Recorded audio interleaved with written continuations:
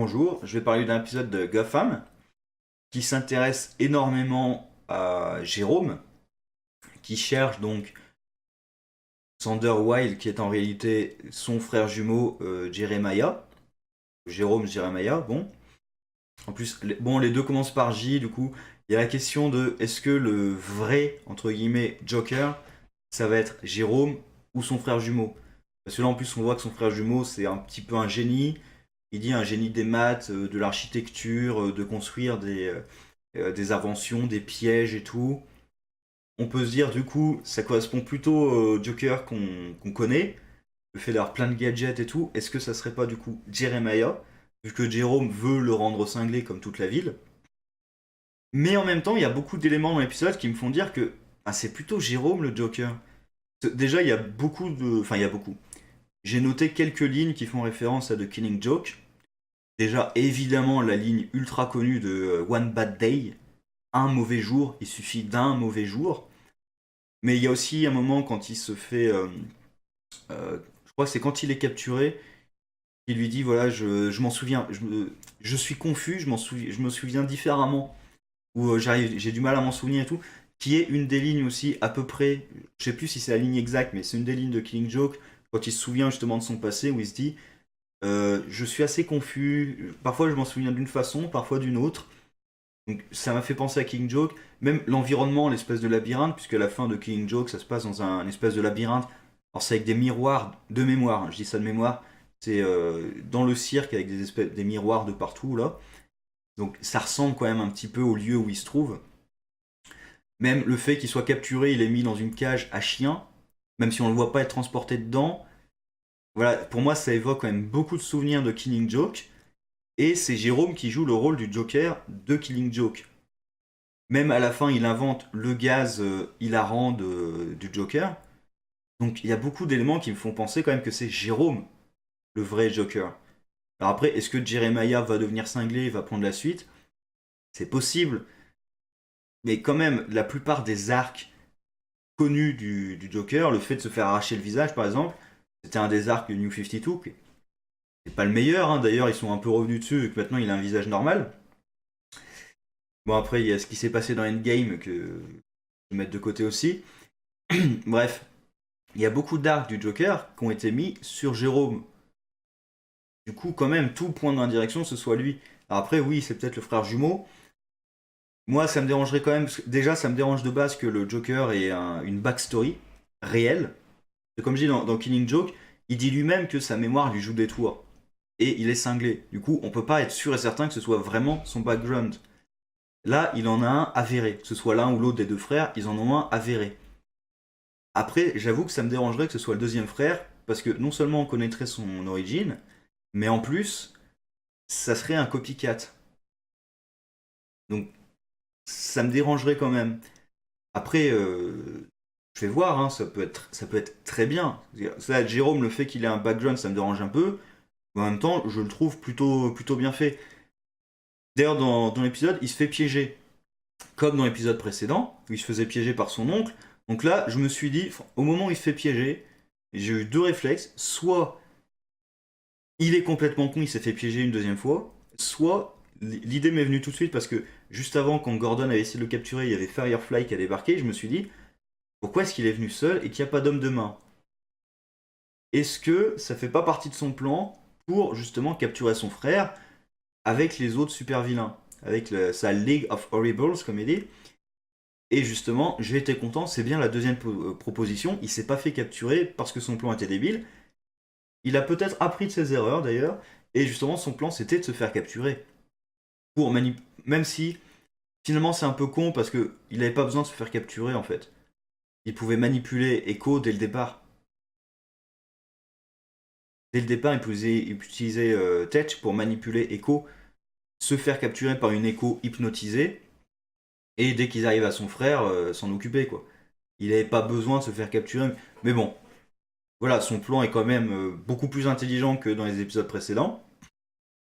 Et toute la partie du coup Jérôme Jeremiah, bah, je trouve que c'est bien foutu.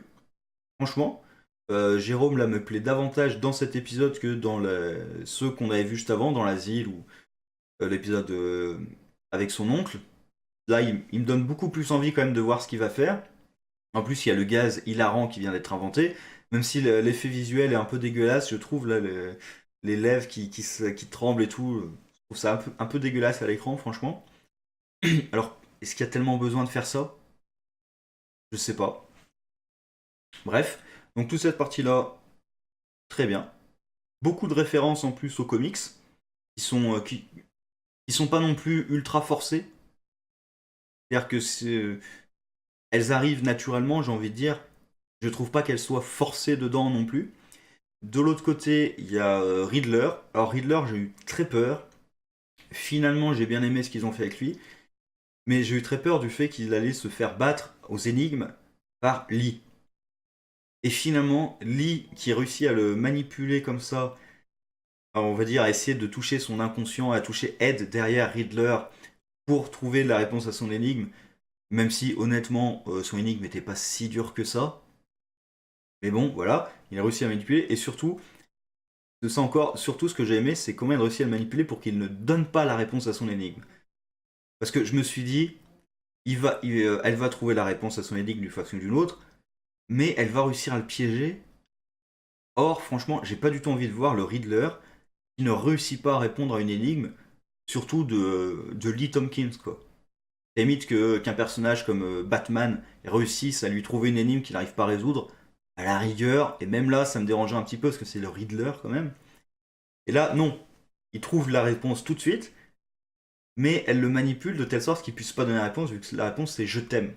Et elle sait qu'il n'arrivera pas à lui dire je t'aime en face. Et ça, je trouve ça très intelligent d'utiliser justement la maladie mentale, hein, parce qu'il est quand même taré, et utilise les maladies mentales de Riddler, ces blocages psychiques contre lui. Ça, je trouve ça très bien foutu. Et à la fin, carrément, elle le. Alors, je sais pas si elle le manipule vraiment, ou si finalement elle a une. Elle aime Ed, enfin, elle aime Ed. Elle l'apprécie, ça c'était assez clair. Est-ce qu'il y a plus que ça? J'ai envie de voir ça explorer, mais du coup, est-ce que Lee va s'associer à Cobblepot?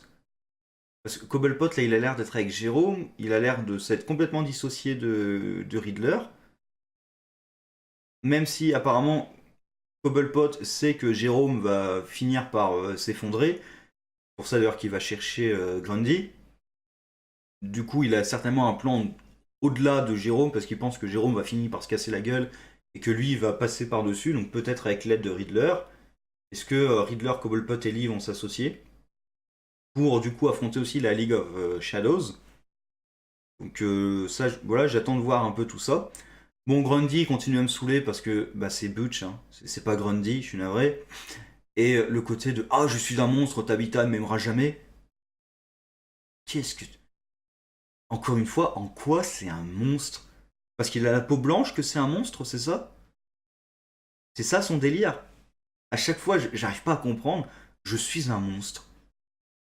C'est quoi ton délire? T'es pas un monstre. En plus, Tabitha, elle t'a capturé pour essayer de te faire récupérer la mémoire et tout. Tu te rends pas compte qu'elle tient à toi? Enfin, c'est ça qui est hallucinant. Elle a tout fait pour essayer de ramener sa conscience et tout. Et lui dit ah, elle pourra jamais m'aimer. Mais t'es débile. Mais t'es débile. Même la dernière fois, quand il a amené le Riddler, elle a essayé de le convaincre de rester avec eux. Et c'est lui qui se met en retrait. Donc, il m'énerve ce personnage. Donc voilà, bref. Sinon, bah, quand même, très bon épisode. Jérôme Jeremiah, j'avais peur, moi, de la révélation sur le frère jumeau, parce que c'était assez évident que ça serait un frère jumeau. Que comme apparemment c'est lui qui va devenir le vrai Joker, ça m'inquiétait un peu, mais finalement, en plus, Jeremiah, on apprend qu'il a menti pour se débarrasser de Jérôme en faisant croire qu'il l'avait menacé et tout, qu'il avait essayé de le tuer. Donc finalement, Jeremiah est pas aussi honnête et gentil qu'il en a l'air au départ. Il est un peu plus manipulateur que ce qui donne l'impression d'être. Donc finalement, ça pourrait peut-être être un bon Joker. Mais on verra. Après, ça permettrait aussi de ne pas avoir le Joker avec le visage arraché. Ça permettrait d'avoir un nouveau Joker. On verra vraiment comment ça va se passer. Moi, je ne juge pas à l'avance, du coup. J'attends de voir. Mais l'épisode, ça me redonne envie de voir le plan de Jérôme. qui m'avait pas vraiment donné envie, justement, dans les 2 épisodes précédents, dans l'asile et avec son oncle. Là, ça me motive un peu plus, on va dire. Sur ce, au revoir.